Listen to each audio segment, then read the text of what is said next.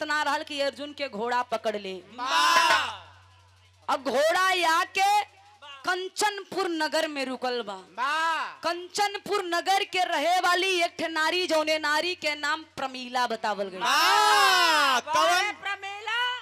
कवन नारी? खेत भरे वाली का? अरे जा साल नारी ना जनता ना, औरत जाना था। हाँ स्त्री जाना था। हाँ, जन प्रेस कर जाला कपड़ा तोरो प्रेस होई घरे।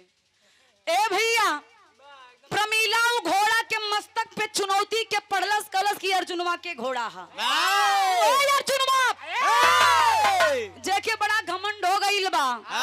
कि महाभारत जीत ले। देखा प्रमीला के बोली अर्जुन ना अर्जुनवा। वाह घोड़ा के पकड़ के एक ठे पेड़े में बांध देलिन। वाह। अर्जुन घूमत घूमत अइलन, कहलन कहो हमरे घोड़ा के पकड़े के केहू हिम्मत ना रहल। हई घोड़वा के पकड़